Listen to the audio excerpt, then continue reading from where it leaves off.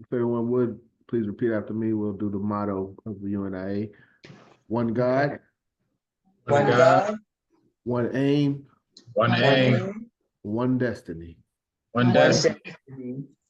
Race First family. Meeting is officially open. So Sister Diane, you want me to just go straight into, I did. Well, I was wondering if anyone has any questions, comments, concern Yes. pertaining to how we're gonna wrap it up, as far as including maybe a couple or 3 Saturdays, because we want to be on schedule for the course in African philosophy class. So I don't know if that schedule works for everyone, and we can be flexible and just kind of switch it around if we have to till we just wrap it all up. So that I was just wondering if anyone had anything to add, subtract, or I got a question. So what's the official schedule? You said we're going to be doing it on Saturdays as well to finish up? Well, the official schedule is tonight, tonight that we're present on, but we kind of run into another course, the course of African philosophy. And so we wanted to get that started on time, which is next Tuesday. So what we were proposing is to utilize like 2 or 3 Saturdays, if that works for everyone, to get the questions out for the balance of the chapters, do a little review, and make up an exam, that's not too crazy. I'll probably just keep it to the questions we've looked at before, and then just give you the questions to review, and then just take some of the questions from there for an exam of sort. So that's why we were gonna hop to Saturday, so that we can commence with the other course, and so that we can complete this course. Okay. And we're using Audible tonight to help us to speed up. We're trying to use it previous to tonight, but it wasn't really cooperating the way it should. So that was one of the things that I was going to use to take us through it quicker. But so we're going to do it tonight, and we're going to try to get to as much of the material as possible. So we'll just be reading, like I said, it's only half of 10, probably not even quite half. And then we have 11, which is a long chapter. And then we have 12, which is a very short chapter. And then all the other sessions are going to be just going over questions for the chapters we haven't reviewed. Okay, so that sounds good. Sounds like a plan. Okay. Anyone else? Any questions, comments, concern? If not, we could just jump in chapter 10, where we left off. And that was the chapter Garvey and communism and the communist. So with no further ado, we'll go ahead and jump in.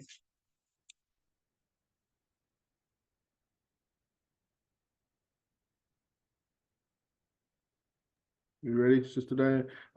It's going to pick up at the end of page 242. So I'm looking for this paragraph. Briggs repeated many of his former charges. Then I'll start. Awesome. I forgot that had to coincide. Thank you. Yep. Aspirations of the Negro masses. Shortly afterward, the Negro world poked some fun at the communists' newfound position on the national question by suggesting that, in adopting this position, Briggs was in fact preaching Garveyism. Briggs hotly denied this, claiming, among other things, that unconditional equality of the Negro people was alien to Garveyism. Briggs repeated many of his former charges against Garvey in 1932. Garvey replied immediately from the pages of his New Jamaican, which editorialized, "As usual, we have been made the object of ridicule by the official organ, the Negro worker, of the International Trade Union Committee of Negro Workers. In their August issue, they have published an article below the name of one Cyril Briggs under the caption, 'How Garvey Betrayed the Negroes.'" The editorial continued, "Briggs has been a stubborn opponent of our rational method of the solution of the Negro problem in America. He and others have always tried to rope us in with communism." Briggs's antagonism remained unbridled in the face of Garvey's death. A premature obituary under the caption, "Marcus Garvey Dies in London," put out by Briggs's Crusader news agency, announced, in typically distorted fashion, that during his stay in Jamaica, he made peace with the British imperialists and joined white employers in their attacks on Jamaican unions. This obituary was based on wrong information concerning Garvey's death. Garvey, in fact, died the following month. The pattern of hostility interspersed with apparently friendly gestures exhibited by the ABB in its relationship with Garvey was typical of communists generally, and particularly those in the United States. He was frequently described as a charlatan. But perhaps the most frequent term of abuse used to describe Garvey was the term Zionist. Claude McKay had described Garvey as Zionist in an interview published in the Russian Izvestia in 1922. Trotskyist C.L.R. James in the 1930s considered Garvey's program essentially back to Africa, and therefore pitiable rubbish. A host of others said basically the same thing. The most convincing argument against this Negro Zionism charge came, strange to say, from the pen of another communist, Robert Minor. Minor, covering Garvey's 1924 International Convention for the Communist Daily Worker, reported a speech in which Assistant President General William Sherrill had advocated autonomy for the black man in Africa. At this point, said Minor, a reporter for a Hebrew Zionist newspaper whispered across the press table, "This is Negro Zionism."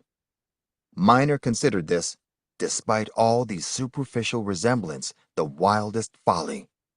He considered the two different for several reasons. 1. The great powers and the League of Nations can cheerfully give a few thousand Jews a chance to settle in Palestine. 2. The great imperialist governments of the world can smile happily over Jewish nationalist propaganda, which takes Jewish workers' minds away from proletarian revolution. But 1.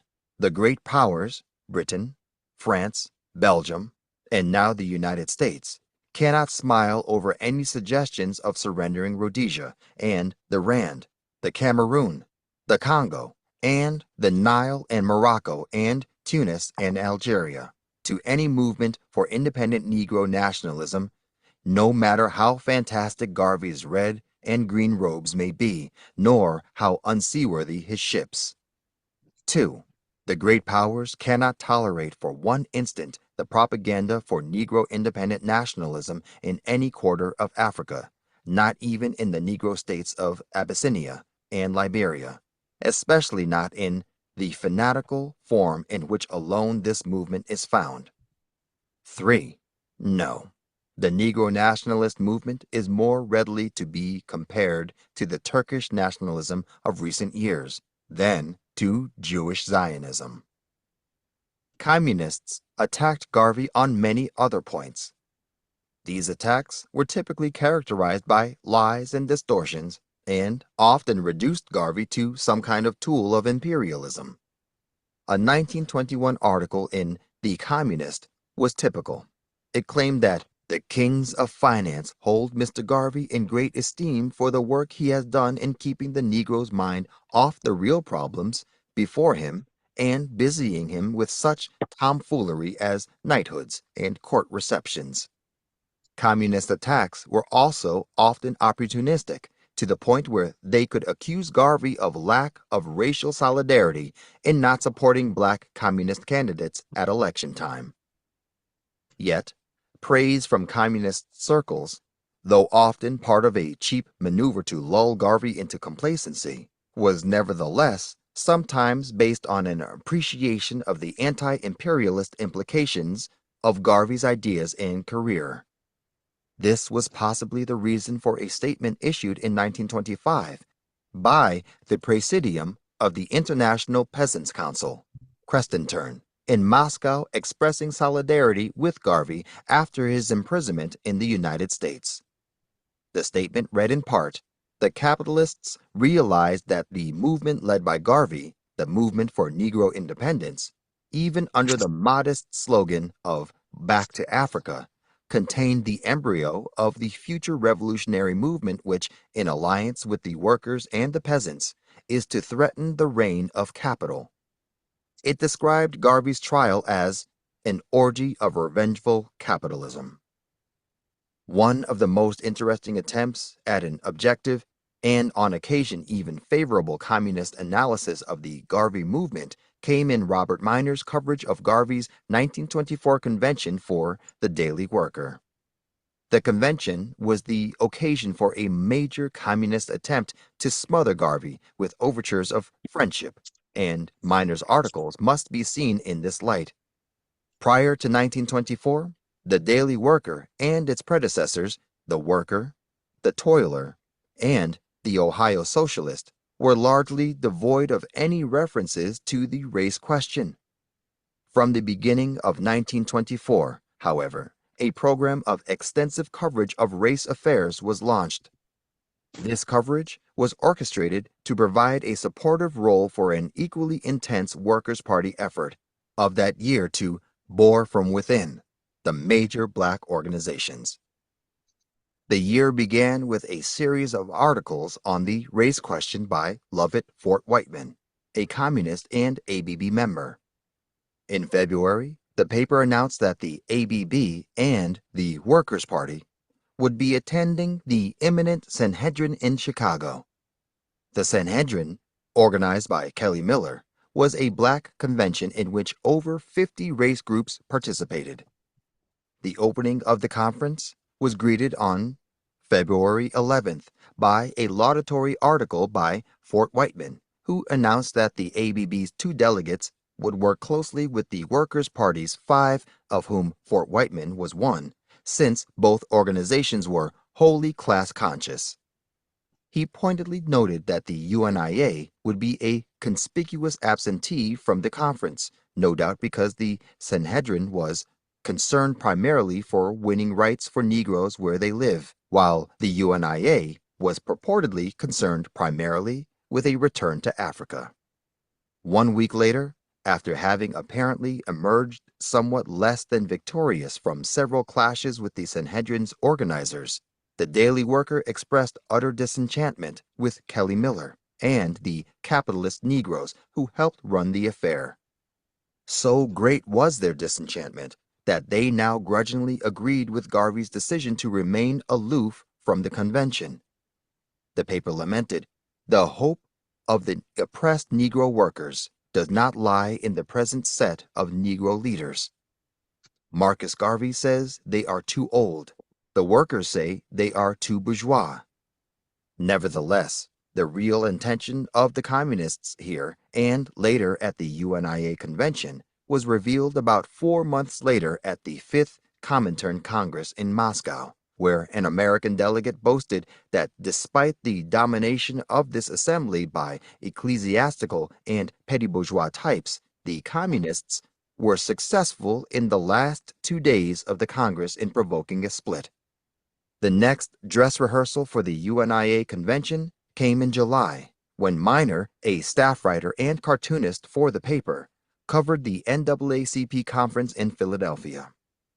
Then, on July 28th, the paper noted the forthcoming pre-convention meeting of the Chicago UNIA in an item unusually free of anti-UNIA rhetoric. The pre-convention overtures to Garvey continued on July 29th, with a remarkable reversal of the traditional communist distortion of Garvey's program. A front-page article noted that, although the ultimate program of the Garvey organization calls for the establishment of a Negro nation in Africa, with the gradual migration of the Negroes to that country, the convention realizes the necessity of dealing with American conditions until their final ideals are realized. The same issue stated, in very explicit language, the respect which Garvey's powerful position compelled even of its opponents. Garvey, it declared, although his organization declares for an independent Negro nation, has succeeded in banding almost 500,000 Negroes together in the largest mass movement the American Negroes have ever had. The Universal Negro Improvement Association must therefore be reckoned with as a force in the problems which confront the Negro as a part of American society. An editorial of July 29th, though, reverting to the normal phraseology of the utopianism that characterizes the fantastic projects of reclaiming Africa as the home of the Negro race, nevertheless relegated this to the status of a surface phenomenon of Garveyism. The real social content of the movement, it asserted, is the awakening of millions of exploited workers to the fact of their exploitation, of their subjection, social and economic, by sinister forces that rule society. The editorial, while upholding the primacy and ultimate triumph of class struggle for black workers, nevertheless went so far as to recognize as inevitable the racial tendency rather than a class one, induced by the peculiar oppression of Afro-Americans. The pre-convention build-up continued with cautious approval on July 30th of a Garvey speech denouncing United States imperialism in Brazil and Haiti. Yet another editorial in this issue considered Garvey's African program a curious mixture of error and sound insight, a partial about-face from the editorial of only one day previously. On July 31st, in the last article of the massive pre-convention buildup, a mass meeting of the Chicago UNIA was reported. 2,000 persons had assembled at a farewell meeting for the Chicago delegates to the 1924 International Convention of Negro Peoples of the World. J.J. Peters, president of Chicago Division Number 23, was quoted as saying, "My communist white friends who are sitting on my left disagree with the nationalism of our association." He continued, "I have argued this point with them for several years, frequently coming to theoretical sword points with them, but still, we are the best of friends." The first reports from Garvey's August convention were from a special correspondent, but on August 5th, the Daily Worker announced that Minor had left for New York to cover the rest of the proceedings. His articles were clearly designed to spearhead the Workers' Party effort to influence Garvey's convention, for readers were asked to circulate Minor's forthcoming convention articles among black workers, as well as the issue of August 5th, which contained the Workers' Party's salutation to the 4th International Convention of the Universal Negro Improvement Association meeting at Liberty Hall, New York, August 1924. Its value depends on wide distribution, readers were urged. Do your communist duty. By this time, the attention given by the Daily Worker, and hence the Workers' Party, to Garvey's convention had already far exceeded that given to Kelly Miller's Sanhedrin and the NAACP's Philadelphia Conference. The front-page preamble to the official salutation read, "Realizing that the only hope of emancipation for colored and white workers is universal solidarity of labor, the Workers' Party sends its ardent greetings to the representatives of the oppressed Negro race who are gathered together in Liberty Hall, New York, under the banner of the Universal Negro Improvement Association." The statement was signed on behalf of the Workers' Party of America by William Z. Foster, National Chairman, and C.E. Ruthenberg, National Executive Secretary. It was a lengthy one. It began by expressing the hope that this historic convention might be fruitful for the liberation of your race. The UNIA was reminded that capitalist profit is the basis of all colonial and domestic oppression. The times were characterized as troubled ones for imperialism. The fall of the old regime in Russia was seen as symptomatic of this. Garveyites were informed that these struggles would spread to the colonies and that Africa's opportunity was approaching. Thus far, the statement revealed a common characteristic of Garvey's enemies and rivals, namely a stubborn reluctance to acknowledge, or a lack of knowledge of, the reality of Garvey's accomplishments. Whereas in 1919, 2 years before the founding of the Workers' Party, Garveyites had been in the vanguard of major anti-colonial struggles in such places as British Honduras, Trinidad, and South Africa. Here was the party in 1924 informing Garvey that such ferment was imminent.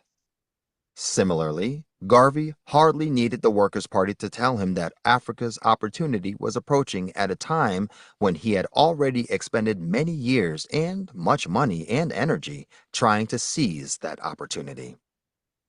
The statement then advised Garvey to struggle against the imperialists in Africa without sacrificing rights in the United States, and agreed with a convention proposal for independent educational material for Black people. Garvey's Negro Political Union, the agency which would coordinate the UNIA excursion into domestic politics, was enthusiastically supported, as was his Third World Solidarity, which also antedated the formation of the Workers' Party. Your militant solidarity with the oppressed colonial peoples internationally is an honor to your organization, the statement read. The Workers' Party also commended the class composition of the UNIA and its advocacy to Black people of not fighting in future imperialistic wars. The convention's intention to petition presidents, kings, and the like of imperialist countries was dismissed as a waste of time, as was the intention to petition the League of Nations. Garvey was advised that the Communist International was a much more worthwhile body to appeal to than the League. At the Communist International, the UNIA would be honored guests. Furthermore, communists were the enemies of Garvey's enemies, and therefore should be his friends. Communist parties like the UNIA were in all countries organized against the ruling classes and against colonialism. And there was the example of Russia, which had freed its subject nationalities. The statement continued its systemic evaluation of Garvey's past performance and the convention program.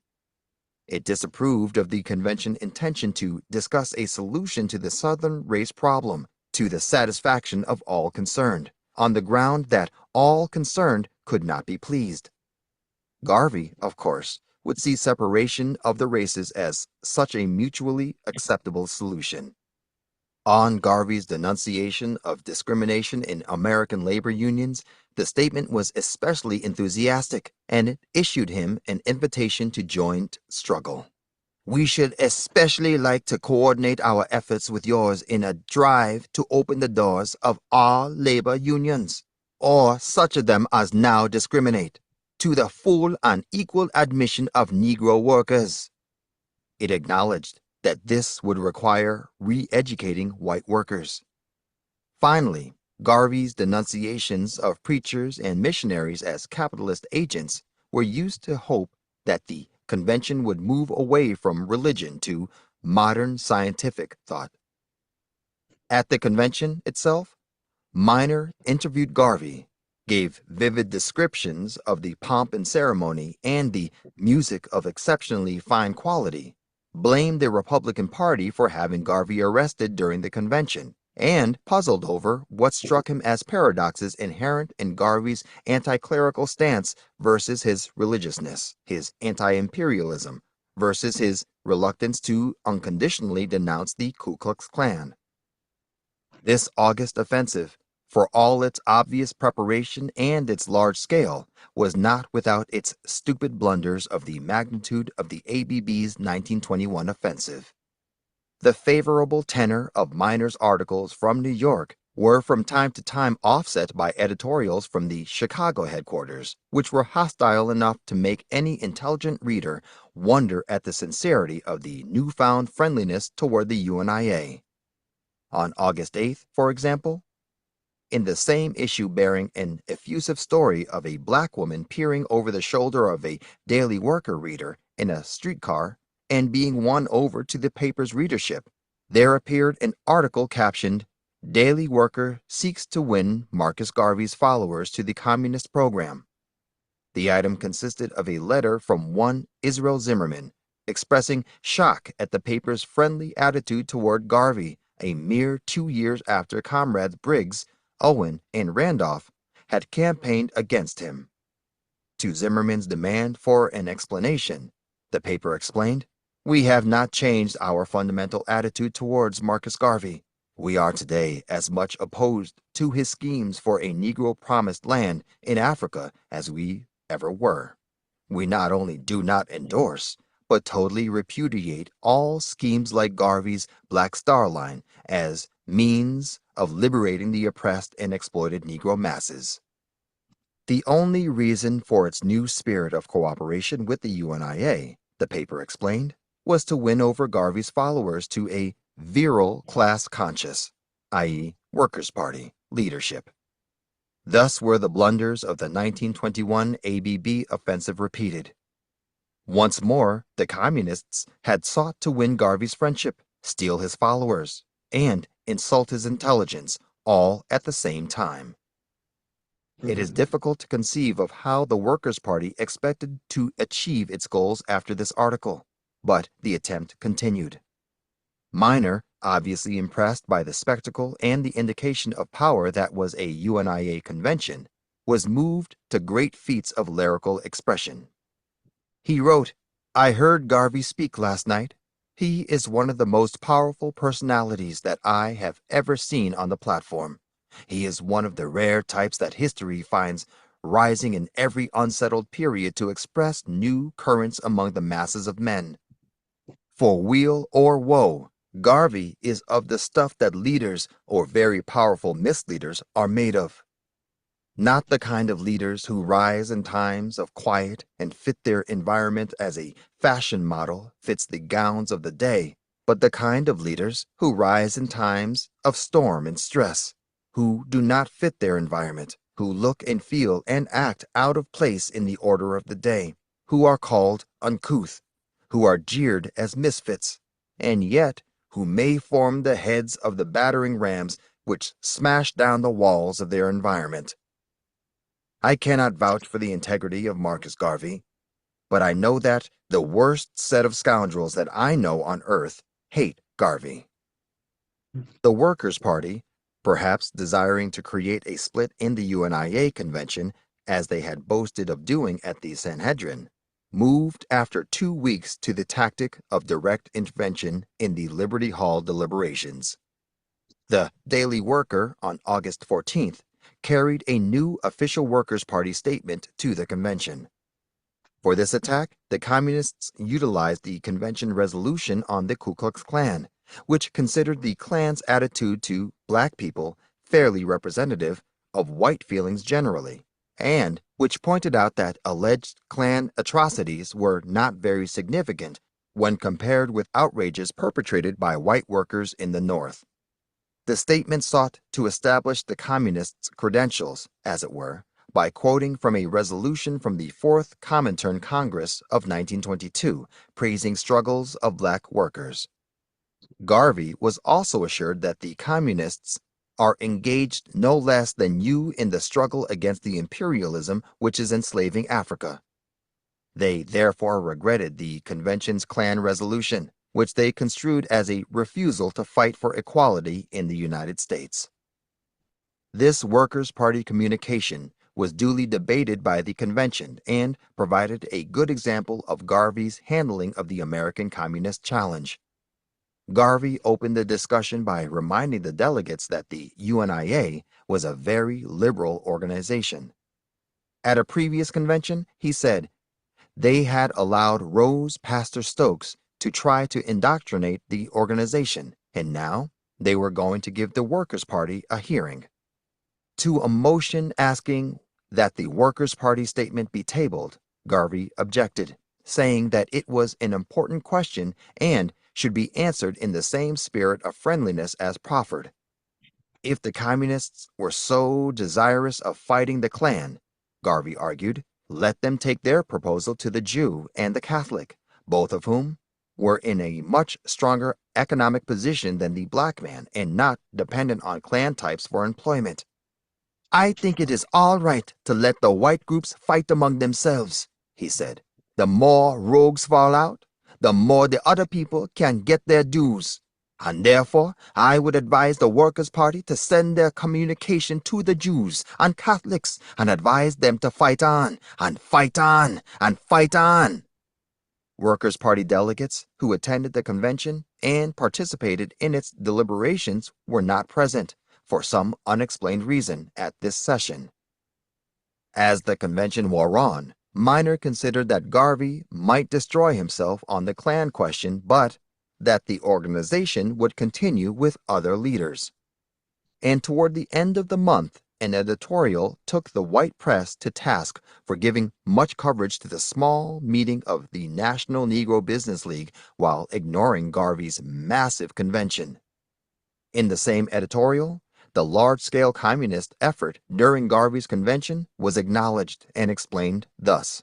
In the sessions of the Universal Negro Improvement Association, there are even more working-class elements represented than there were in the Sanhedrin, and an even stronger attempt was made by the communists to unify the struggles of the exploited workers regardless of their color. Garvey's attitude toward communism was complex. Though resisting the crude advances of the ABB and the Workers' Party, his writings and speeches are nevertheless often interspersed with non-hostile and even favorable references to communism. His publications also frequently carried news of an anti-imperialist nature from communist sources. Even sources actively hostile to Garvey, such as Cyril Briggs's Crusader News Service and the Negro Worker, were utilized for news items. Negro World columnists also occasionally wrote favorably on communism. Garvey's ambiguities concerning communism may be partially explained, as already noted, by the fact that he normally distinguished between communism in Russia, especially under Lenin, and communism in America. He was once quoted as suggesting a pact with Lenin and Trotsky to take Africa during the Liberty Hall speech of August 1920. In 1922, he referred to the experiment in social democracy in Russia as one that would probably prove a boon and a blessing to mankind. But Garvey's most extensive appreciation of the revolutionary experiments in Russia came in 1924, just 7 months before the Workers' Party offensive. The proximity of these two events highlights Garvey's different attitudes to the two communisms. The occasion was Lenin's death in January 1924. Garvey's first response was a telegram to the All-Soviet Congress, which said in part, "To us, Lenin was one of the world's greatest benefactors. Long life to the Soviet government of Russia." This was followed by a lengthy speech at Liberty Hall entitled "The Passing of Russia's Great Man," in which he called Lenin probably the greatest man in the world between 1917 and the hour of 1924, when he breathed his last. He expressed the view also that the whole world was destined ultimately to assume Russia's form of government. He presumed that the UNIA's message of condolence would be treated with respect, even though, unfortunately, we have not yet sent an ambassador to Russia. He explained that Lenin represented the class that comprised the majority of mankind. He continued, "Therefore, Lenin stands out greater than all because He was the representative of a larger number of people. Not only the peasantry of Russia mourned for Lenin at this hour, but the peasantry of all of Europe. The peasantry of the whole world mourned for Lenin because he was their leader. And we also, as Negroes, mourn for Lenin. Not one, but the 400 millions of us should mourn over the death of this great man, because Russia promised great hope not only to Negroes, but to the weaker peoples of the world. Russia, through her social democratic system, promised a revolution to the world that would truly and indeed emancipate the souls of men everywhere. Negroes have not yet gotten to realize the effect of certain world changes. We of the Universal Negro Improvement Association, who lead, have studied carefully and keenly the activities of Lenin and Trotsky. We have never before committed ourselves to any public opinion as touching the system of government now existing in Russia because we did not believe it wise. The Social Democratic Soviet government of Russia is not yet recognized by all the other governments of the world. Only a few recognized governments have recognized Russia. The governments of the capitalist class, the governments of the privileged class have refused to recognize Russia as a government. They are still seeking and hoping that another revolution will be enacted in Russia that will take the power and control of government out of the hands of the peasantry and pass it back into the hands of the privileged class. At that hour, all the other governments not yet recognizing Russia will recognize her government. But we of the Universal Negro Improvement Association, as I said, had our own opinion and our own idea in the matter of the new government of Russia. And it is without any hesitancy, without any reserve, we could not but favor the existence of a social democratic government in Russia or in any other part of the world, because we are of the class that rules in Russia, and naturally our sympathy should be with the people who feel with us, who suffer with us. It was partly for sentiments such as these that European, North American, and Latin American governments often considered Garvey communist.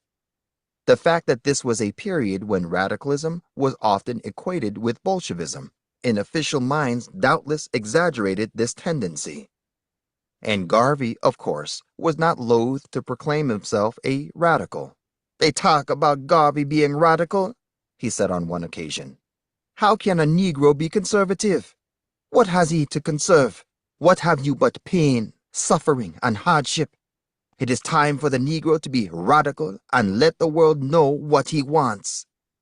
Thus, he could be variously described by the British authorities as backed by the industrial workers of the world, by a provincial governor of Costa Rica as Bolshevik, by J. Edgar Hoover as pro-Bolshevik, by the Belgian imperialists as having Bolshevik connections, and by one United States official as being president of a communist party.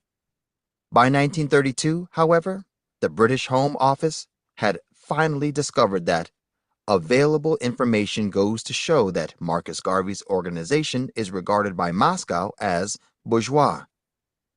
Garvey's attitude toward American communists may have been influenced by the white chauvinism that existed within their ranks. Claude McKay had charged white American communists with racism at the Fourth Comintern Congress. Similar charges were made during the Sixth Congress in 1928 and were acknowledged by the highest Comintern circles in the person of Nikolai Bukharin, who warned his comrades to adhere in the given sphere to a correct line, mercilessly combating the slightest manifestation of racial chauvinism. Garvey remained convinced, however, that in a place like America, the reign of executive communism would be no improvement on the reign of executive democracy.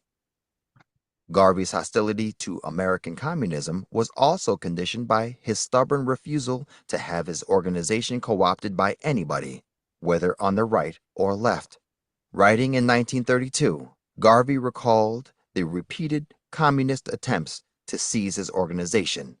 He said, "Communists have been our bitter foes for the last 10 years. They have done us a great deal of harm in the United States. They made attempts several times to operate an organization of 4 million colored people, of which we were head. And when we stopped them and stubbornly resisted them all around, they initiated a vile and wicked propaganda against us, calling us capitalists, bourgeoisie, opportunists, and Uncle Toms." Garvey was sure that in the United States, the communists would merely use the Negro's vote and physical numbers to elevate the position of their own kind. The black man would then discover that the majority race was still in power, not only as communists, but as white men. This kind of thinking led Negro World editor H.G. Mudgall in 1932 to scoff at the selection of black James W. Ford as a communist candidate for vice president of the United States. He argued that Ford was chosen because the communists knew they had no chance of winning. Garvey's suspicions of communist duplicity had an unusual possible corroboration in a British military intelligence report of 1920. The communication, originating in New York, dealt with radical propaganda among black people and concluded that blacks were being used to serve the ulterior purposes of the Reds and were then to be discarded. The evidence for this assertion was provided by circulars allegedly sent out to distributors of IWW literature and obtained from an unnamed reliable source. The circulars were said to contain the following information. Extra activity in reaching the Negroes is desired. We do not exactly want him in the organization, but we want him to help stir up unrest and general disorder. The Negro is rapidly rising to a high position in useful citizenship and social standing. We need to break this up. If we can disassociate him from his present tendency to what they call good citizenship and get capital down on him, we can drop him out of the association later. Friction between Garveyites and communists continued after Garvey's imprisonment and deportation. Despite his absence, he left behind a firm ideological grip on masses of black people in America. Cyril Briggs admitted this fact in 1931 when he wrote that the Garvey movement, while in decline and on the verge of collapse, still represents a most dangerous reactionary force, exercising considerable ideological influence over large masses of Negroes. Even in this period, though, communist tactics were characterized by the same combination of open hostility and simultaneous attempts to impose United Front alliances on the UNIA. The friendly approach was articulated by James W. Ford as follows. How do we approach the Garveyites and the other nationalistic elements? We approach them in a friendly manner, and Negro communists say, we communists are defenders of our people, defenders of the Ethiopian people. Such tactics were often aimed at UNIA leaders.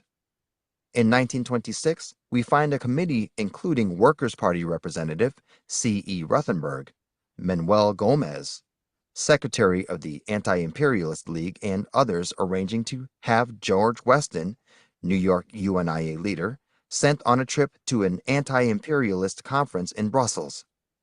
They were also considering the possibility of throwing in a trip to the USSR after the conference. Weston was at the time leading a UNIA faction of his own in a dispute with the rest of the organization. A more serious attempt to create strife through befriending the leaders came in 1935, when a Provisional Committee for the Defense of Ethiopia, PCDE, was formed in Harlem. The founding conference was held at the New York UNIA headquarters, and Captain A.L. King, leader of the UNIA New York Central Division, was unanimously elected chairman. The executive secretary was to be A.W. Berry of the communist organized League of Struggle for Negro Rights, while the publicity director was William Fitzgerald of another communist organization, International Labor Defense. Among the members of the PCDE were James W. Ford, at this time secretary of the Harlem branch of the Communist Party of the USA. Ford used this opportunity to cultivate King's cooperation. In November, he invited King to join a delegation to Mayor LaGuardia to protest police invasion of a Harlem dance sponsored by the Communist Party, at which 74 persons were arrested. The next month, he invited King to a meeting of top Harlem leaders with an anti-fascist committee. Such cooperation between King and the communists caused dissension in UNIA ranks. A movement developed to crush King on this account. The dissidents reaffirmed their loyalty to Ethiopia, but refused to serve on the same committee as communists. They accused King of dictatorship and of trying to turn the New York UNIA communist. They apparently contacted Garvey, and King was forced to write Garvey an explanation. He assured Garvey that the sole reason for his participating in the PCDE was to buy publicity which the organization could not afford. He explained that several organizations belonged to the PCDE and that the UNIA held the balance of power. This, in his opinion, did not amount to consorting with the communists. If King's explanation was honest, what this meant was that the UNIA was trying to use the communists in exactly the same way as the communists were simultaneously trying to use the UNIA. King's contact with the communists continued a while longer, for in February 1936, he was invited by the American Friends of the Soviet Union to send a UNIA representative with an American delegation to the USSR. Relations between the two groups were not always so cordial after Garvey's imprisonment. The communist press, headed by the Liberator, regularly published appeals to Garveyites to join such communist bodies as the League of Struggle for Negro Rights. Such appeals were accompanied by scurrilous and otherwise hostile articles on Garvey and the UNIA, and were backed up by active proselytizing in black communities. Here, however, the presence of Garveyites proved a constant stumbling block. A report by a member of the Young Liberators, a communist group, in 1931 gave indication of this. While recruiting on Chicago's South Side, the group had encountered young Garveyites, who informed the Liberators that white sons of slave masters and rapists would never help black people. The Liberators tried for 3 hours to establish a distinction between white capitalists and white workers. The Garveyites were not convinced, but the Liberators entertained hopes of eventually winning them over since they were sincere and militant. Communist recruitment on the South Side had had a long history of frustration by Garveyites, going back at least as far as 1924. These types of encounters were accompanied by more serious ones. In 1927, the Negro World editorially attacked the Communist American Negro Labor Congress. And in 1930 occurred the most serious clash of all, resulting in a street fight that claimed the life of communist Alfred Levy. This particular brawl was the culmination of a bitter feud between the two groups in the New York area in 1930. William Grant, leader of the UNIA Tiger Division, had been assaulted some time before by persons he identified as communists. He had the police arrest the black communists whom he charged were his attackers. The Communist International Labor Defense arranged to defend the accused. The Tiger Division subsequently proclaimed its hostility to communists and crooks. The scene of Levi's death was a street corner UNIA meeting on Harlem's Lenox Avenue. Communists attacked the meeting, according to the Garveyite version, and one tried to mount the speaker's platform. The police, who were on hand, attempted to restrain the communists, but without success. Fighting broke out, and the police entreated the Garveyites to provide assistance. A free-for-all ensued, and Levi was killed. The next day, Garveyites met again at the same corner and declared their intention to break up any meeting on Lenox Avenue which spoke against the Garvey movement.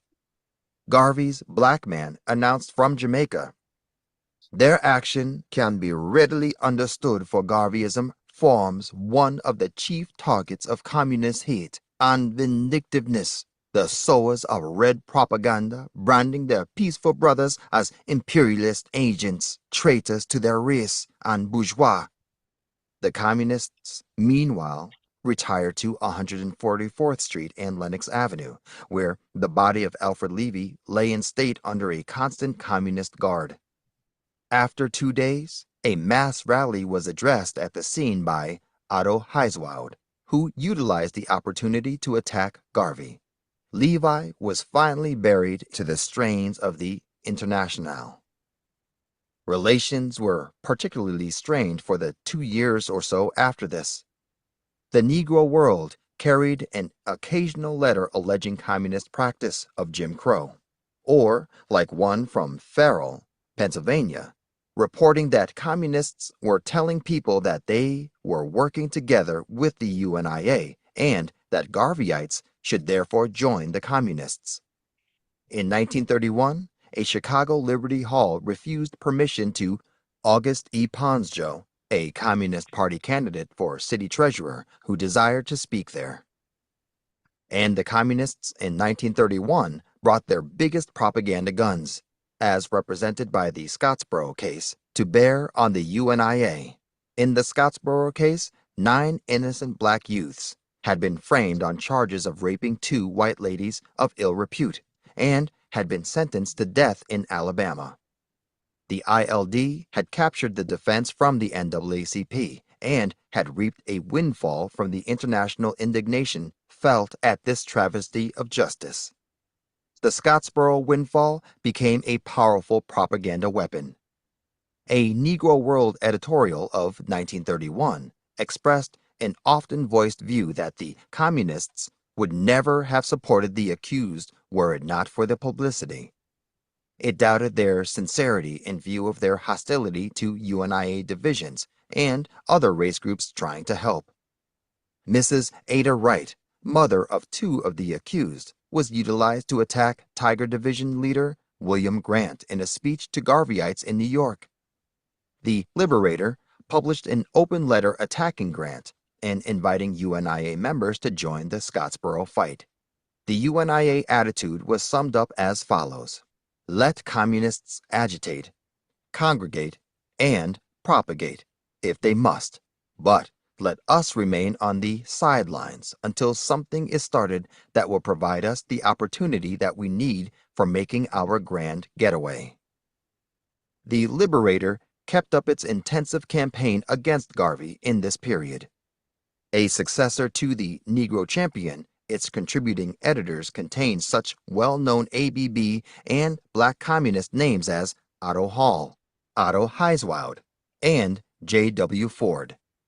The stridency of its attacks doubtless owed something to the fact that Cyril Briggs was editor. Its attacks were frequently comprised of wild exaggerations and distortions.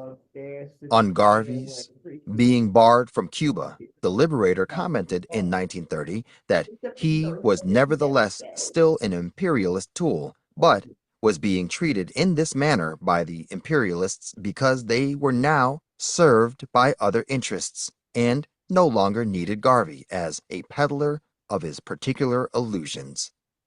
In 1931, the paper editorialized that the League of Struggle for Negro Rights, successor to the American Negro Labor Congress as a black communist alternative to other race organizations, must expose this outrageous attempt to hoodwink the Negro masses.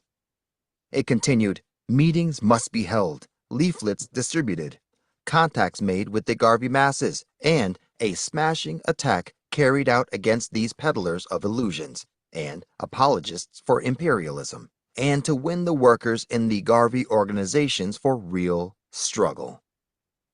The Liberator was ably supported on the international level by a constant anti-Garvey barrage emanating from the Negro worker.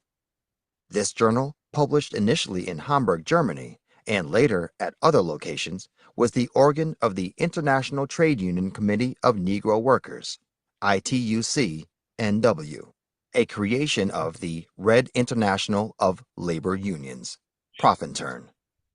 The Profintern had set the tone for Negro worker attacks on Garvey by declaring in its 1931 Special Resolution on Work Among Negroes in the United States and the Colonies that, of all forms of ideological deceit, the most dangerous is Garveyism, denying the class struggle and the possibility of the revolutionary struggle of the Negro masses for self-determination. Even before this, an ITUC-NW statement made at its founding conference in Hamburg in 1930 had declared war on Negro capitalist misleaders such as Garvey, Du Bois, and a host of others, as well as on the white trade union faker Captain Cipriani in the West Indies. In 1933, Garvey was moved to comment on the Negro worker campaign. He wrote, "The Communists, through their Negro section, are publishing a monthly magazine from Germany called The Negro Worker. We recognize members of the editorial staff as Negroes we have met at different places. We think these Negroes are doing their race a great deal of harm at the present time by trying to influence them toward assuming the responsibility of propagating communism." Garvey argued here that communism had a great chance in influencing a change in the political systems of the world, but black people should still not be sacrificed at the early stages of the battle by the communists. The Negro Worker and other ITUC-NW materials were read by black people who, while admiring the militancy of these publications, did not always appreciate the denunciations of Garvey. A letter from such a reader in British Guiana was published in 1932, together with a reply from the editor. An extensive exchange took place in 1936 and 1937 between the editor, at this time Charles Woodson, in fact Otto Heiswoud, according to a United States intelligence source, and a veteran UNIA leader from Dominica, J.R. Ralph Casimir. Casimir, at this time, was the Dominica agent for the Negro worker and threatened to quit performing this service due to the misleading attacks on Garvey. He particularly disliked the journal's tendency to play down the role of the imperialists in thwarting Garvey's Liberian plans. The journal devoted several pages to Casimir's letters and the editorial responses. Several anti-Casimir letters were also published, including one from Garvey's veteran foe, W.A. Domingo. The Trotskyist wing of the communist movement also contemplated ways of getting around Garvey's influence in the 1930s. Toward the end of the decade, their black spokesman, C.L.R. James, hiding under the pseudonym J.R. Johnson, suggested a black united front organization for mass struggle, which would show that it was fighting as a Negro organization, but has nothing to do with Garveyism. Nowhere is the unusual blend of tolerance and rabid hostility that characterized the Garveyism-communism relationship better seen than in the series of formal debates which took place between the two groups in this period. Such exchanges had a long history. The Negro World of September 20th, 1919, had contained an exchange of letters between Harlem literary figure Claude McKay and William H. Ferris, literary editor of Garvey's paper. McKay had argued in favor of Bolshevism, suggesting that black toilers would automatically be freed in the wake of a white proletarian revolution. Informal debates between Workers' Party members and UNIA members in Chicago have already been referred to. At Garvey's International Convention held in Jamaica in 1929, a formal debate took place between Garvey himself and Otto Heiswoud in yet another communist attempt to influence a UNIA convention. The topic resolved that the Negro problem can only be solved by international labor cooperation between white and black labor. Garvey obviously argued against and obviously won. The audience was judge. In February 1931, the editor of the Negro World, H.G. Mudgall, engaged a Mr. Welch, described as associate editor of the Revolutionary Age, in a formal debate. A large crowd of communists and Garveyites turned up at the Frederick Douglass International Forum in Brooklyn to hear them debate the topic, Garveyism versus communism, which will best solve the Negro problem. Mudgall won, probably because there must have been more Garveyites in the audience than communists. Welch argued that the Negro problem was essentially a class problem, while Mudgall argued that no non-Negro could pretend to give a philosophy to just suit the needs and moods of the black masses. Mudgall won a similar debate later that year against Albert Weisbord, editor of the left-wing communist Class Struggle. In December of that year, the Cleveland Division reported a similar debate, with both sides argued by Garveyites. In 1932, the Liberator reported that UNIA organizer Madame Demina had refused a communist challenge for a debate while on tour due to lack of time. Garvey's attitude toward the communists was vindicated to some extent in the 1930s and the 1940s, when several prominent black communists became disenchanted and dropped out of the movement over such issues as Stalin's downgrading of work among black people, the USSR's sale of oil to the Italian fascists, which was used during their invasion of Ethiopia, and the hostility of American communists to black civil rights activity during World War II. The common problem in such cases was the question of what to do when black nationalism ran counter to party interests. Many of these persons had been attracted to communism in the first place because of the potential they perceived in it for oppressed black peoples, as stressed in communist propaganda concerning Russia's favorable treatment of minorities, self-determination in the Black Belt, and so on. A very excellent example of all this, and one which shows the appeal that Garvey continued to exert over race-conscious black people, even in the communist hierarchy, was the case of George Padmore.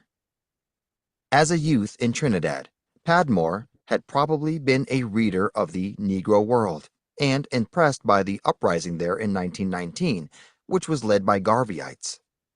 C.L.R. James thinks that Padmore was profoundly influenced by Garvey at this time. Certainly, by the time Padmore migrated to the United States in 1924, Trinidad was the second most UNIA-organized island in the Caribbean, after Cuba.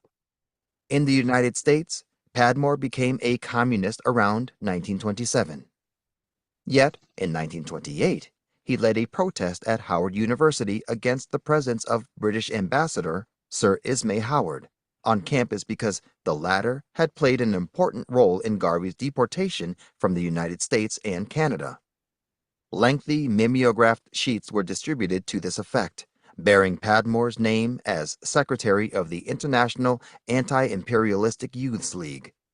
Padmore, soon afterward, journeyed to Moscow, where he became head of the Negro Bureau of the Profintern. During the early 1930s, he edited the Negro Worker and churned out several pamphlets and other materials presenting communist views on various matters relevant to black workers. Whatever lingering affinities he may have had to Garvey in 1928 were not visible in most of these writings, mostly published in 1931. Indeed, he denounced Garvey with monotonous regularity in standard communist rhetoric. The struggle against Garveyism, he wrote by way of example, represents one of the major tasks of the Negro toilers in America and the African and West Indian colonies. Or again, like Zionism and Gandhiism, Garveyism, is merely out to utilize racial and national consciousness for the purpose of promoting the class interests of the black bourgeoisie and landlords. Another typical piece of abuse explained that Garvey was the greatest fraud and racketeer who has ever imposed himself upon an oppressed people. Yet, in the same year that Padmore was parroting these stock communist expressions of abuse, he gave an inkling of a lingering sympathy with Garvey in a pamphlet entitled American Imperialism Enslaves Liberia.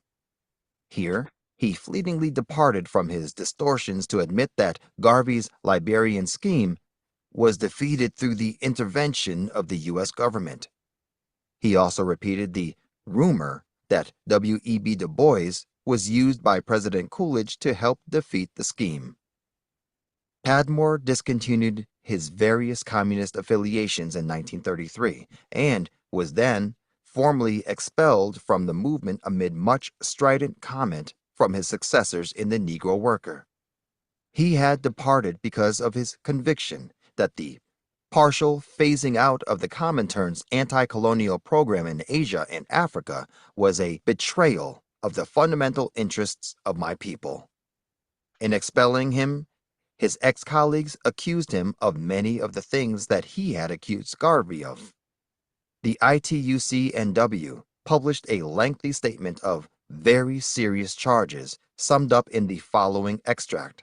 At a meeting on February 23, 1934, the International Control Commission decided to expel Padmore from the Communist Party for contacts with a provocateur, for contacts with bourgeois organizations on the question of Liberia, for an incorrect attitude to the national question instead of class unity striving towards race unity.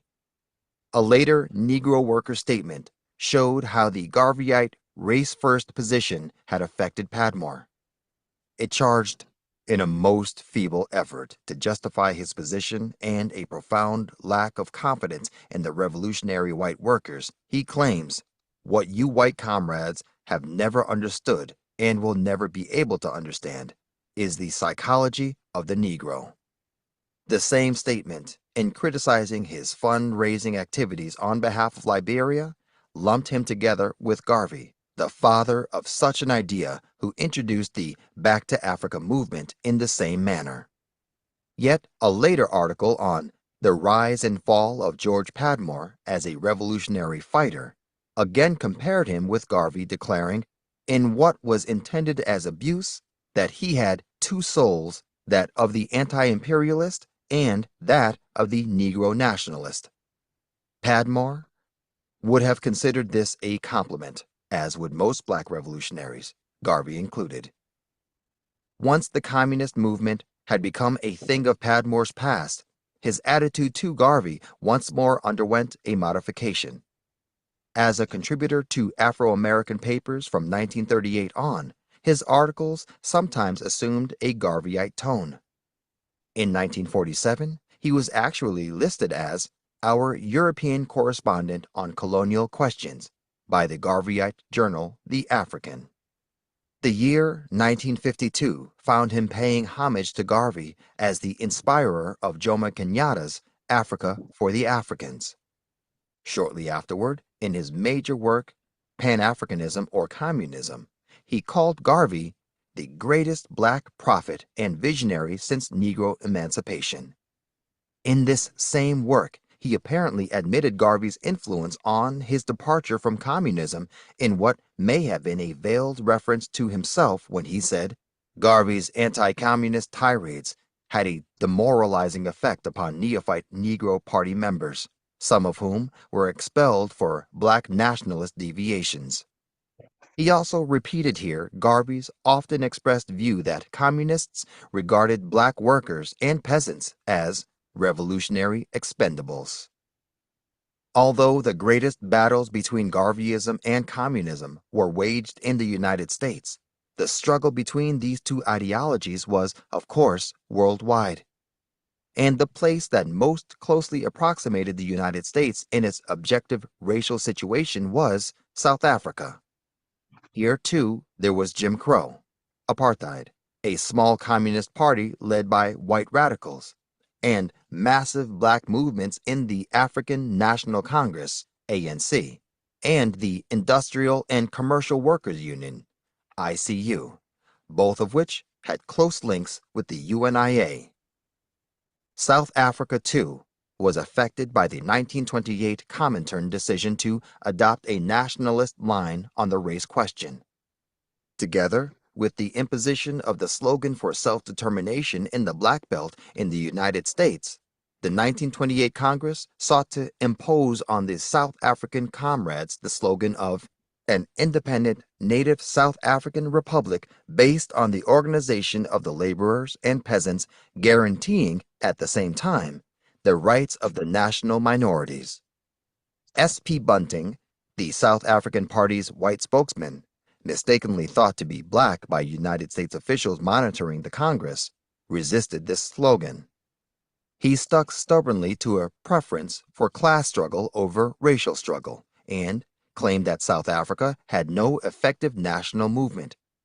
He claimed that of the party's 1,750 members, 1,600 were black, up from only 200 the previous year. The majority of the South African Central Committee shared this view and were attacked by the Comintern's Executive Committee for their stubborn opposition to the correct slogan proposed by the Comintern. Bunting and his colleagues seem nevertheless to have made some attempt to implement the Comintern's desires, for in 1930 they were in turn attacked within the party for preaching native republicanism, which was seen as Marcus Garveyism under a different name.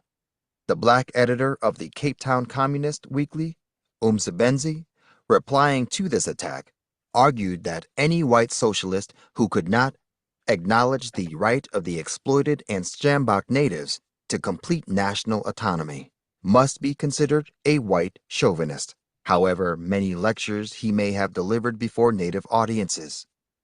The editor of the Negro World expressed the wish that black United States communists could be similarly independent of spirit and added, "We are glad to see Garveyism triumph not only over imperialism of the capitalists, but also over the imperialism of the communists."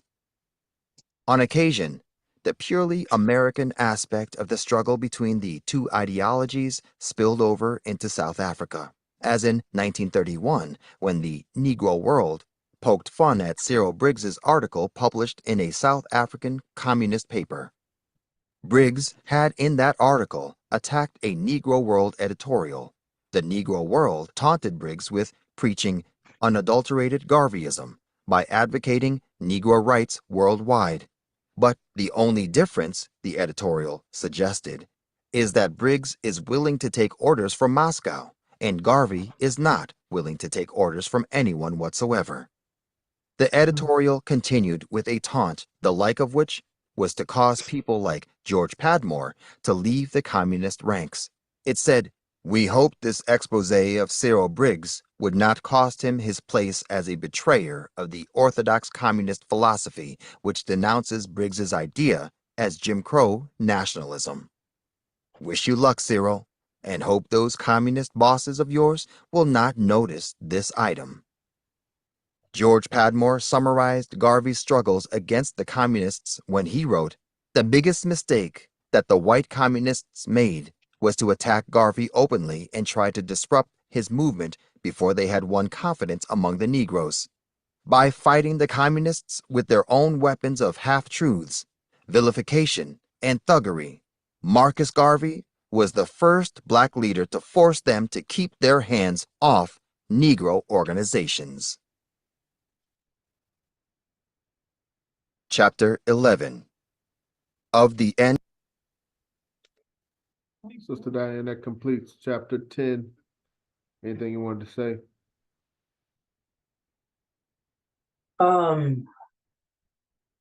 So, and some pages that are in the books were missing from this, I mean, that's the literature we've been using. I guess it's the version, right?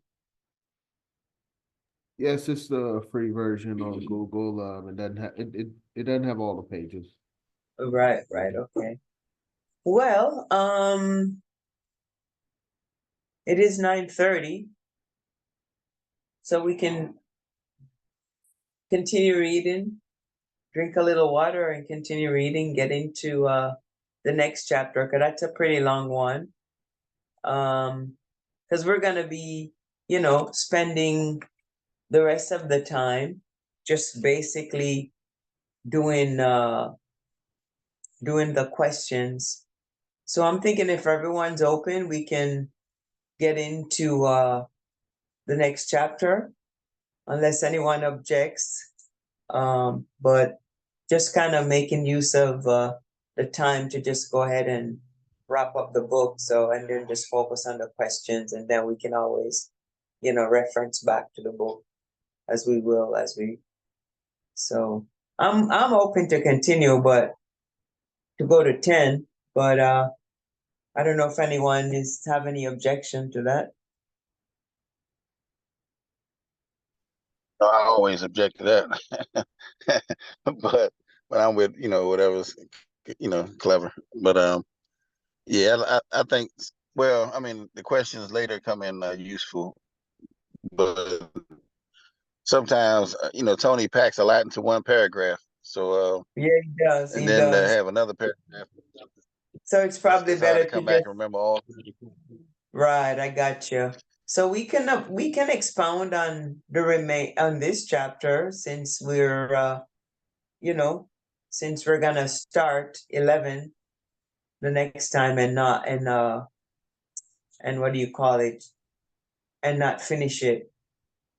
So What's chapter if 11? you guys, I'm sorry. What is the topic or the title of chapter 11? So chapter 11 is the NAACP integrationist, Garvey, and separatism. Yeah, that's a heavy chapter there. You want to touch into it a little, and then Yeah, I know we're not going to finish it, but we can nibble off the first part of it. yeah. You talking about the one we just finished, or the new one? Well, it was a lot of information packed into it. Yeah, So we will expound on it. If we expound on it, it'll be in a general sense. But right. so rather than doing it that way, we can come with all the questions, from start to finish when we get into the question and answer of that chapter, and then we can hop into 11, because in essence, every single one of them, the approach is going to be starting from the beginning to the end, with questions kind of relating to the different things that are unfolding in each chapter. So for that reason, I would say we could continue, but if anyone wants to not continue, then I'm fine with that as well. With the reading, that is.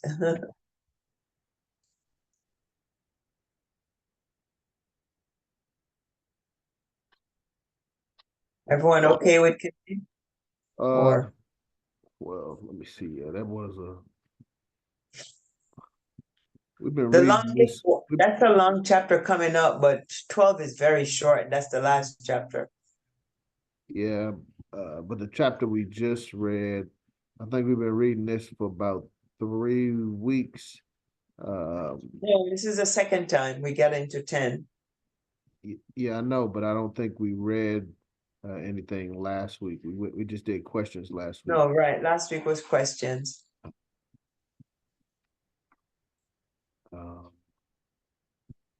But since we don't have next week, I was gonna try to knock out as much as we can before we switch gears to the Saturday. From a reading perspective, correct? Say that again? We're trying to knock out as much as we can from a reading Right. Just knock perspective. out the chapter, and then the rest of it is gonna be discussion and reviewing of the various questions for the chapter, and then a full review, and then we can put, Yeah, Garvey in the comment, that was a very hefty chapter. Yeah, well, I'm with whatever, whatever's clever. I don't know the exact time goal and all that. Yeah, we were But trying yeah. to Well, we just want to complete the reading. We're not gonna complete it obviously tonight, but within the next 2 or 3 2-hour sessions, we want to have the reading completed so that we can focus on some sort of an exam. Oh, okay. Review and discussion, and then a little exam, just to kind of, keep us on Yeah. point Okay. with the things that were presented in the various chapters. So we're running out of time and we're trying to, get through, make sure at least we got through all of the Yeah, reading. that makes sense. So, let's read on. All Okay. right, sounds like chapter 11 until 2 Yes. o'clock. Until we gotta hop off. All right. Yeah, chapter 10. Whew. I know. That was a long one.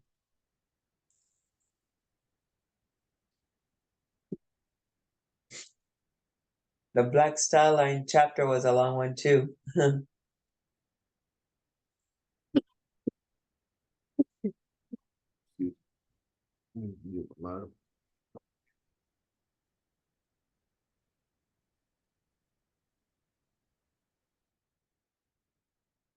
We're doing Just in the note that really 11.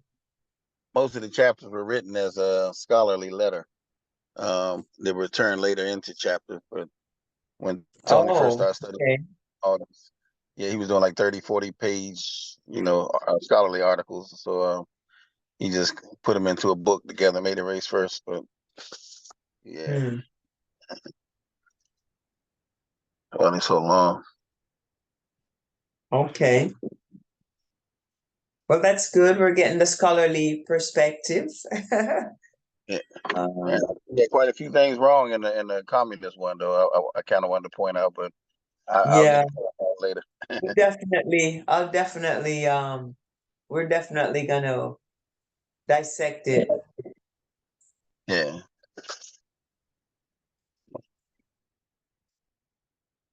Okay, Brother John, I guess if we're gonna read, we can queue Ready? up Audible. Yes.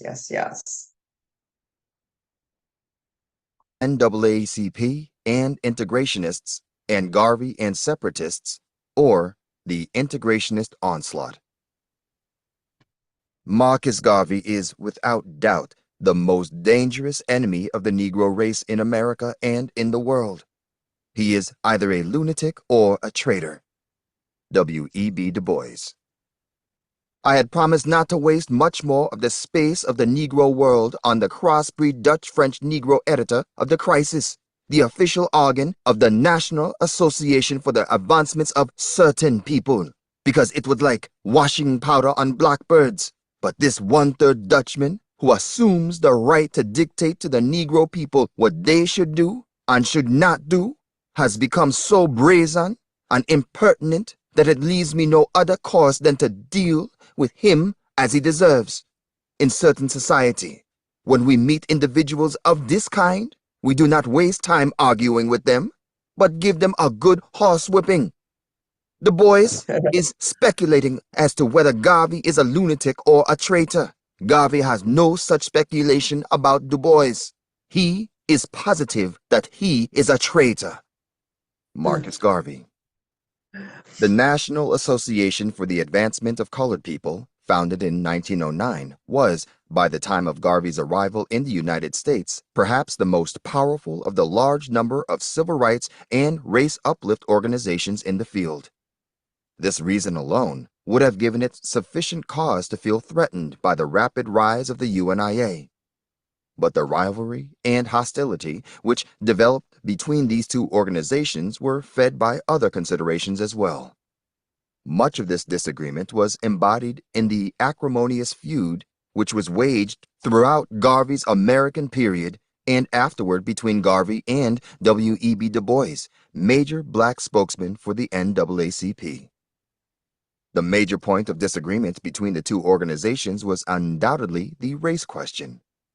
The NAACP had been formed largely through the exertions of white socialists and liberals, and Du Bois had been the sole black member of its initial National Executive Committee. Its national hierarchy in Garvey's time continued to be dominated by whites. Not unnaturally, therefore, the NAACP believed in interracial cooperation rather than in exclusively black organization. NAACP integrationism was not very different in this respect from the progressive, assimilationist tendencies of the communists, and Garvey was opposed to both. He was particularly opposed to the position of control exercised by whites in the NAACP. He described this state of affairs as an insult and thought that the NAACP's white leaders wished Negroes to go only so far and no further. He considered them spies for the rest of the white race and saw them as a brake on the black man's self-reliance and a hindrance in the quest for black nationalism. In a speech entitled, "Beware of Greeks Bearing Gifts," he said, "The greatest enemies of the Negro are among those who hypocritically profess love and fellowship for him, when in truth and deep down in their hearts they despise and hate him. Pseudo-philanthropists and the organizations are killing the Negro. White men and women of the Moorfield story, Joel Spingarn, Julius Rosenwald, Oswald Garrison Villard, Congressman Dyer, and Mary White Ovington type, in conjunction with the above-mentioned agencies, are disarming, disvisioning, disambitioning, and fooling the Negro to death. They teach the Negro to look to the whites in a false direction, at the same time distracting the Negro from the real solution and objective of securing nationalism." 2 years before this bitter statement, Mary White Ovington, chairman of the NAACP's board of directors, had expressed herself privately, perhaps in jest, in a way that seemed to go along with Garvey's accusations. In a letter to Arthur B. Spingarn, at the time an NAACP vice president, she said, "Only black people ought to live in these soft, cold cities anyway. My lungs are daily growing as gray as the dingy curtains at my window." NAACP principles deviated from Garvey's not only on the question of white hegemony over race uplift organizations, but also over the question of attitudes to light-skinned black people. James Weldon Johnson, during Garvey's American period, one of the handful of important national black NAACP officers, considered Garvey's major blunders to have included his alleged distinctions between people of color and blacks, and his black God, which, in Johnson's view, helped drive a wedge between blacks and whites. This is not surprising, since in 1924, Garvey had published some of Johnson's autobiography of an ex-colored man in his daily newspaper to show that Johnson wanted to be white. The NAACP also did not appreciate Garvey's contact with white segregationists. Garvey's Pan-African thrust provided another area of divergence between the two organizations. Despite Du Bois's well-known interest in the larger black world, the NAACP more typically saw itself as a specialist in the Afro-American field. James Weldon Johnson, writing during Garvey's 1920 convention, disagreed with the idea of Afro-American involvement in African liberation. He argued that Africans should be allowed to wage their own struggles. The best way that Afro-Americans could help, he thought, would be to take care of their own business at home. 10 years later, he argued that the main reason for Garvey's failure with thoughtful American Negroes was his African scheme. He found it difficult to give the man credit for either honesty or sanity in those imperialistic designs, unless his intention had been to stage a coup in Liberia. This NAACP preoccupation with Afro-America led to some imbibing of the general attitudes of nativism, which characterized America at large in the post-war years. Du Bois, the Pan-Africanist, was, strangely, one of the greatest offenders in this respect, at least in his attacks on Garvey. But other black NAACP leaders shared his pique at Garvey's foreignness. They never forgave Garvey for being, first, a foreigner, second, bold enough to presume to lead an Afro-American movement, and third, possessed of the temerity to assail James Weldon Johnson's thoughtful American Negroes. Johnson expressed much of this feeling in a 1924 press release. He said, "Mr. Garvey, who is not an American citizen, has taken it upon himself to go before the white people of this country advocating that the American Negro abdicate his constitutional rights, quit this country and go to Africa. Mr. Garvey apparently does not know that the American Negro considers himself and is as much an American as anyone." Garvey's ideological differences with the NAACP were translated into a continuous succession of battles between the two. There was little that either side did that did not result in condemnation from the other side. One such contentious issue was the Dyer anti-lynching bill. The widespread public mutilation and execution of black people by lawless white mobs, with the connivance of law enforcement personnel, was a subject that exercised the minds of all black leaders in America. There were, nevertheless, different approaches to solving the problem. In June 1919, a Negro World editorial attacked an NAACP resolution to fight lynching by contributing to an anti-lynching fund, and promised that the UNIA would respond to lynching by physical means rather than by relying on white philanthropy. With the appearance of the Dyer bill, however, the UNIA decided at first on a policy of cooperation, despite the fact that the NAACP was spearheading the campaign for the bill's passage, and even though it came at a time of escalating conflict between the two organizations.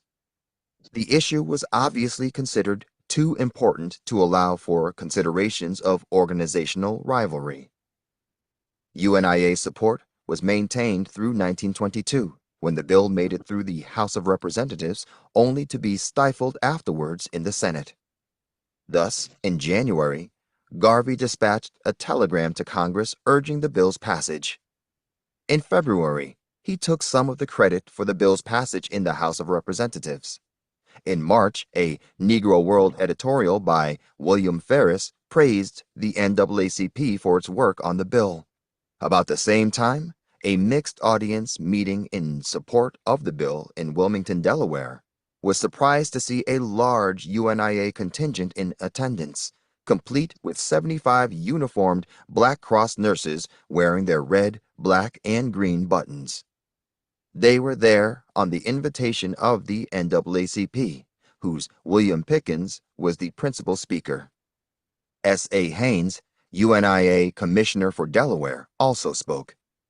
In May, the Negro World viewed favorably the visit to Washington, D.C. of a delegation led by William Monroe Trotter, who hoped to dig the bill out of committee, where it had become bogged down. In June, the UNIA joined the NAACP, YMCA, and several other organizations in a parade from Harlem downtown into White Manhattan in support of the bill. And in November, William H. Lewis, a black ex-assistant attorney general, spoke at Liberty Hall on the anti-lynching issue. A few months later, Lewis was to engineer a visit by W.E.B. Du Bois to Liberia. On this occasion, however, he was effusive in his praise for Garvey. Even in the midst of this cooperation, though, occasional misgivings could be heard in the UNIA ranks. Garvey, ever suspicious of temporary palliatives, where more lasting measures should be applied, declared in April that only at such time as the black man obtained a powerful government in Africa would lynching be eradicated.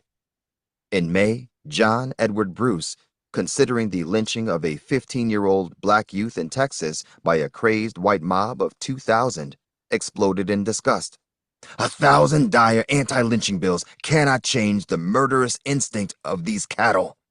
Soon afterward, Garvey began to criticize the NAACP's handling of the campaign, especially their attacks on the Republican administration, while simultaneously trying to have the Republicans support the bill and their tendency to claim too much credit for whatever successes the bill may have. It was not until 1923, however, that Garvey became totally hostile to the anti-lynching campaign. By this time, the NAACP and Allied campaign to effect Garvey's imprisonment and deportation was at its height. He had also received further evidences of white hypocrisy. He wrote, "If Dyer does not know, let me tell him that I was in his congressional district in St. Louis 2 weeks ago and could not get a soda served even by a dirty Greek who kept his so-called white soda fountain in a Negro section, the section represented by the famous anti-lynching advocate. Oh, the hypocrisy of this world!" Garvey's pique was increased by the fact that Dyer, in speeches for the NAACP, had expressed satisfaction at Garvey's conviction. Garvey now argued that Dyer's bill duplicated laws already on the books that could be enforced if the authorities so wished. Furthermore, any laws Dyer proposed would still have to be enforced by white friends of the lynchers. Some of Garvey's arguments here received an unusual vindication from the NAACP's Mary White Ovington. Whites, she wrote in a private letter, would not pass a bill to punish whites for lynching blacks. Garvey saw the sinister hand of the NAACP behind most of his problems, from the 1921 attempt to exclude him from the country to the thwarting of his Liberia scheme, to his trial and imprisonment. He blamed the Black Star Line's problems on sabotage by certain organizations calling themselves Negro Advancement Associations. James Weldon Johnson asked for a retraction of the statement and issued a press release on the matter. Garvey replied, no doubt tongue-in-cheek, that he had not referred specifically to the NAACP. "Those who have clear consciences," he admonished, "are not disturbed when anything not relating to them is said or published." Some of Garvey's bitterest accusations concerned the NAACP's connections of Judge Mack and Special Agent Amos at his 1923 trial. He also charged that a powerful banana and citrus fruit trust engaged in tropical trade, apparently a reference to the United Fruit Company, had contributed to his trial and conviction. This trust employed large numbers of Black Star Line stockholders, and he identified the NAACP president, Moorfield Story, as an attorney or stockholder of the fruit company. The NAACP at one stage issued a press release denying a Negro World charge that Story had visited the district attorney's office the same day that Garvey's case was called in order to secure a conviction. One of the more unusual of the NAACP UNIA squabbles developed out of the visit to the United States in 1924 and 1925 of Prince Kojo Tovulu Uwanu of Dahomey. Kojo was a longtime associate of the UNIA and was feted at Liberty Hall. This caused him, according to some reports, to run the risk of forfeiting a tour of the country arranged for him by the NAACP. He therefore said uncomplimentary things about the UNIA, which had the effect of reinstating him in the good graces of the NAACP. In 1925, the prince lost 2 teeth while being forcibly ejected from a white Chicago restaurant, whither he had been taken by white NAACP members, in whose company he was at the time. The Negro World commented dryly that it hoped he would now appreciate the slogan, "Africa for the Africans."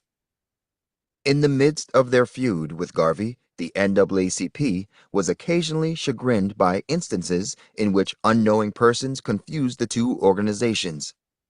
As early as 1919, Du Bois had run into this problem in Europe.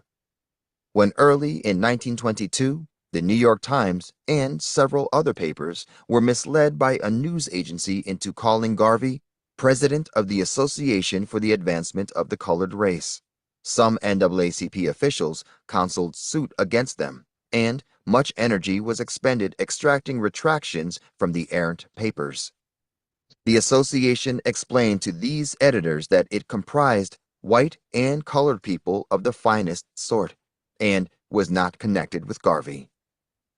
To add to the NAACP's discomfiture, it received a steady stream of letters for and against Garvey. Many were from people who wanted to know whether Garvey was honest. One person wanted to know whether the NAACP endorsed the UNIA. Students at Howard University wanted material for a debate on the subject, that the Marcus Garvey movement is the best solution to the Negro problem. The student body was said to be split between the two organizations. The editor of The Nation wanted confidential information on Garvey. Some, on the other hand, wrote abusive letters, such as one man who returned his NAACP membership card declaring, "I am for Marcus Garvey." Another informed the association that it was a damned shame that their bunch of white men had nothing better to do than harass Garvey, the greatest black man of the age. Most of the correspondence were referred by NAACP officials to anti-Garvey articles in the Crisis, Crusader, and Messenger. Yet some other rank-and-file members of the organizations were quite happy to tolerate both. In 1924, for example, Garvey spoke at Howard University under the auspices of the university's NAACP and Caribbean clubs, both of which, it so happened, were led by the same individual. Again, in 1921, Herbert J. Seligman of the NAACP received a sharp rebuke from a black lady in Boston for an article he had written on Garvey. The lady professed membership in the Boston NAACP, the National Equal Rights League, and the UNIA, since they were all working for race uplift. She presumed that Seligman was white, and she expressed agreement with Garvey's views on the insincerity of white motives. "If Garvey fails, and we all lose our money, it is our business," she fumed. "And we have sense enough to know and to realize that there is a possibility of failure in everything in life save death." Seligman could manage only a weak reply about his right to criticize black as well as white and the facts upon which his article was based. Dual membership in the rival organizations may have become more difficult after 1924. For that year's UNIA convention unanimously passed a resolution to the effect that any person joining the UNIA found to be an NAACP member would have to withdraw from one of the two. The struggle between the NAACP and the UNIA achieved its highest embodiment in the personal feud between Du Bois and Garvey. Prior to Garvey's arrival in the United States, Du Bois had for many years been engaged in a celebrated ideological altercation with Booker T. Washington, undisputedly the most powerful black man in America for the 2 decades or so prior to his death in 1915. Apart from the very real ideological differences between the two men, Du Bois's initiatives against Washington could be construed as an attempt to wrest the mantle of unofficial supreme race leader from him. With Washington's death, it may have seemed for a season that Du Bois was now free from serious competition. Yet, within 4 months of Washington's burial, Garvey had arrived obscurely in the United States, and by 1920, he had established, beyond all reasonable doubt, the fact that the country once more had a race leader of sufficient stature to clearly overshadow his contemporaries. He had appeared from nowhere and had overtaken the incumbent leadership with lightning strides. The battle which developed between himself and Du Bois far surpassed in acrimony the earlier Washington-Du Bois debate. The latter had, at least externally, been a rather genteel affair. The Du Bois-Garvey battle soon degenerated into a no-holds-barred contest in which all pretensions to decorum were dispensed with. What was most fascinating about the Garvey-Du Bois struggle was that it was in a most real sense a continuation of the Washington-Du Bois debate. The ideological questions raised were largely the same. Furthermore, Garvey was very self-consciously a disciple of Washington. Along with his admiration for Washington, Garvey had early imbibed a dislike for Du Bois. He therefore saw himself as the heir to Washington's fight against Du Bois and never missed an opportunity to compare the two, to the detriment of Du Bois. It is impossible to pinpoint the exact date on which Garvey first became aware of Washington's ideas. The West Indies of Garvey's childhood had long been exposed to debates on the question of industrial education, the type popularized by Washington. Such debates in the West Indies had antedated Washington by many years. Yet, in the West Indies, as in America, Washington's influence provided a source of increased interest in industrial and agricultural schools. As a boy, Garvey lived in St. Anne's Parish on Jamaica's north coast, where in 1909, pioneer Barbadian Pan-Africanist Dr. Albert Thorne started an industrial school. By this time, interest in Washington's educational experiments was widespread in the islands, and West Indian students were attending Washington's Tuskegee Institute. Several West Indian delegates attended Washington's International Conference on the Negro held at Tuskegee in 1912. Among them were a group of Jamaican educators, including the island's Director of Education. A resolution presented to the conference by British West Indian delegates, among them teachers and students at Tuskegee, called for the erection of a Tuskegee in the West Indies and for a visit to the islands by Booker T. Washington. It was not long after this conference, reported in the London-based Africa Times and Orient Review, for which Garvey worked, that Garvey read Washington's autobiography, Up from Slavery. This had a profound effect on him, and it is from this event that, as he put it, his doom of being a race leader dawned on him. A Garvey letter to Washington in 1915 referred to Brother a John? previous letter of 1914 and to Washington's reply inviting Garvey to Tuskegee. Garvey expressed. Yes. I was thinking that we could kind of stop on that point since it's already 10. I didn't even notice the time. Thank you for that. What we, So, oh, I just lost the page.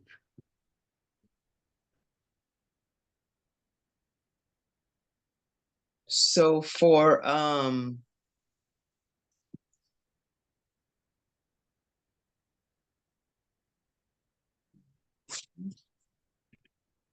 so for whoever wasn't on the call early,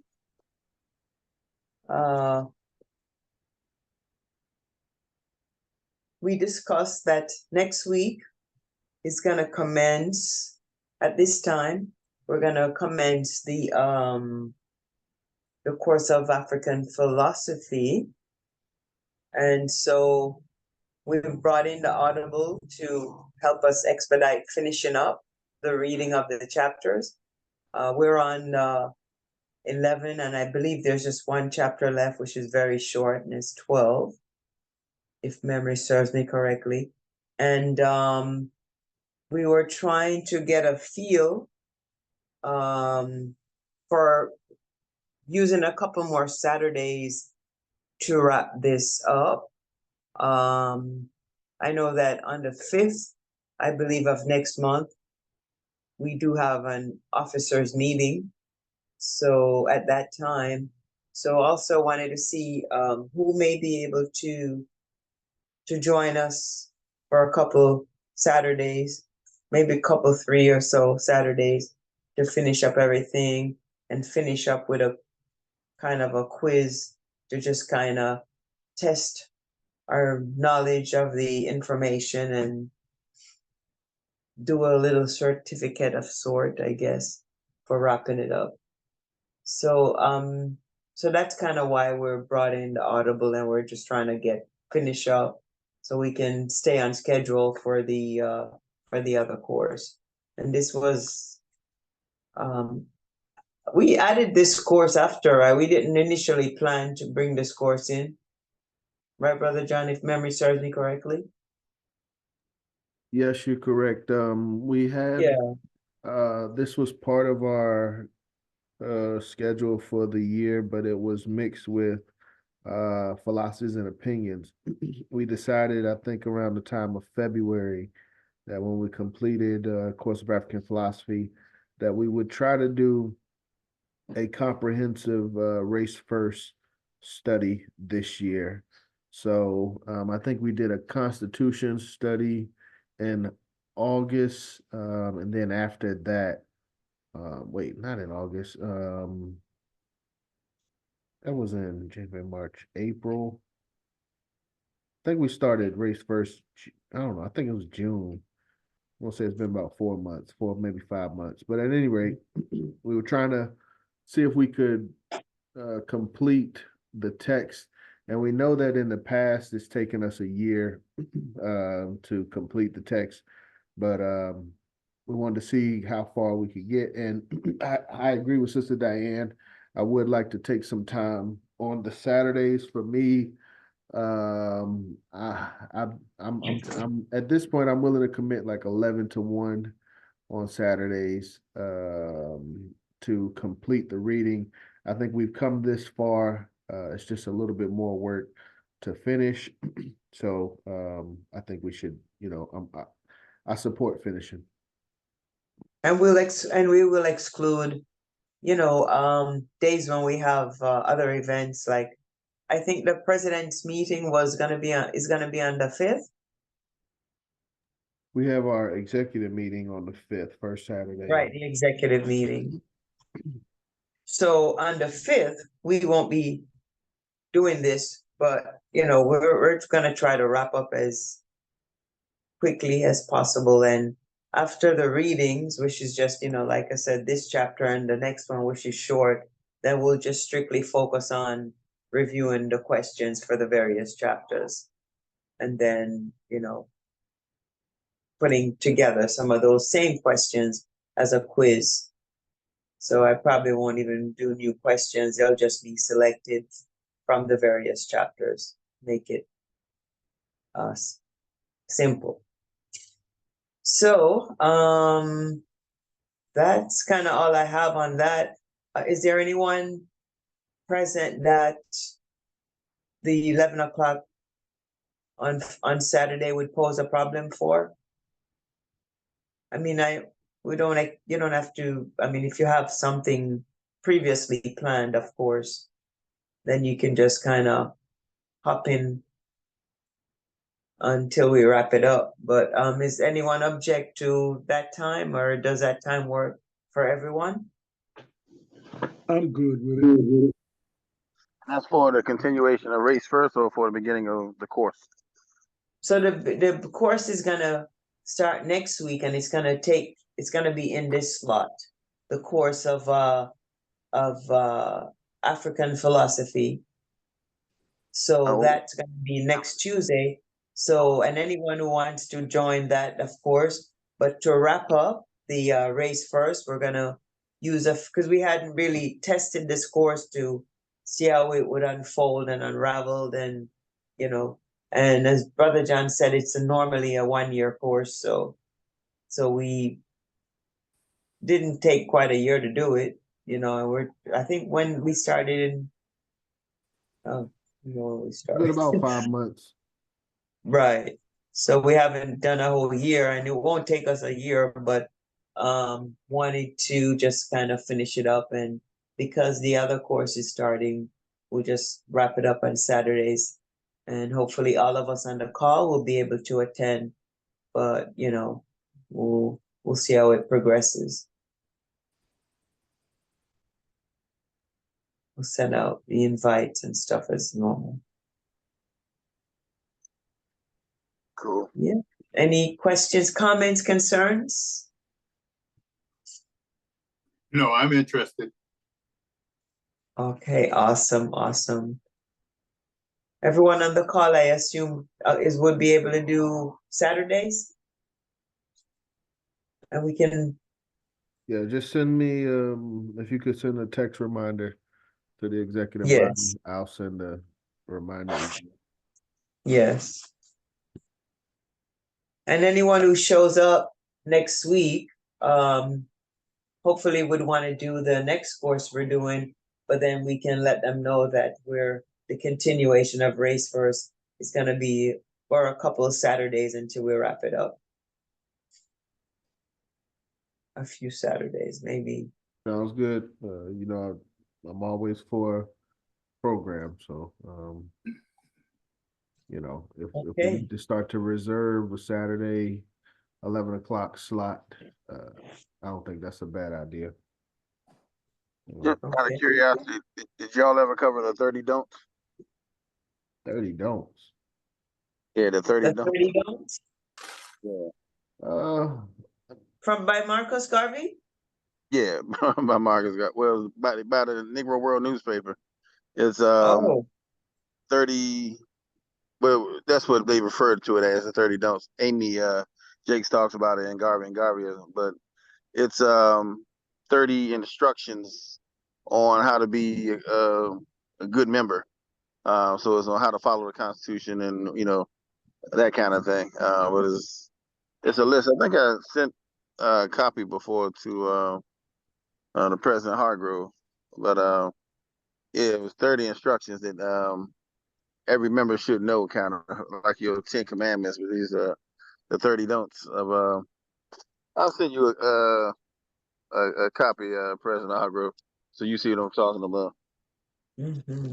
Because I think I did send it before. Okay. Yeah, but that's something that members were in every week in the Negro world for several months. They would publish the 30 don'ts so that members understood what was expected of them. Is this it? that sounds like a good mass meeting topic. Yeah, that's what I was thinking. The 30 don'ts. Like how we read that oh brother, what is it called? Not the Constitution, but Declaration of Rights. right. We could bring in stuff like that. Just kind of introduce some things like that at the next mass meeting. I just texted it to you, President Hargrove. Received text. All right, you got the images. That would be very interesting. Mm-hmm. Wow. So that'll be awesome, Brother Murray. You can send a copy to Brother John, and we can use it on the next mass meeting. If it fits in with the schedule, of course. We're gonna make it fit. Yeah, it's important. And certain things are like I guess we shouldn't hold up time talking too much, but when I first joined back in the 90s, Mrs. James, who was the Honorable Charles L. James's wife, who was one of the oldest living members at the time, she had kind of felt that the UNIA was changing because we weren't honoring traditions like we had. People were coming in with all kinds of deviant ideologies and kind of changing the rituals and traditions, and everybody got a better mousetrap. So certain things that would happen when the president comes in the room, people would saying "God bless our president." Nobody was doing it. Certain things that just irritated her. So she kind of instilled in me, and she was teaching me a lot of history. Was certain things you need to maintain. That's how you see in what was done before the way forward. They're doing things. Is great, if not greater again. But you got to understand the traditions and the certain terms and things that they understood. So anyway, it kind of got instilled in me that I had to know as many songs and rituals and commit as much to memory, that I ought to. So anyway, I kind of big on some of that stuff that we often overlook. Well, Brother Mariamai, you are welcome to to close us out with something that's short and sweet. I can do it short and sweet. Yeah, Just recite. No one has to repeat. But welcome. that's fun. Okay. Prince shall come out of Egypt.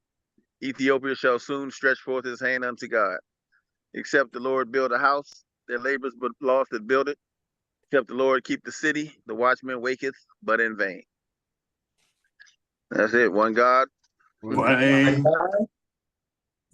one destiny. one destiny. Destiny. Race first, family.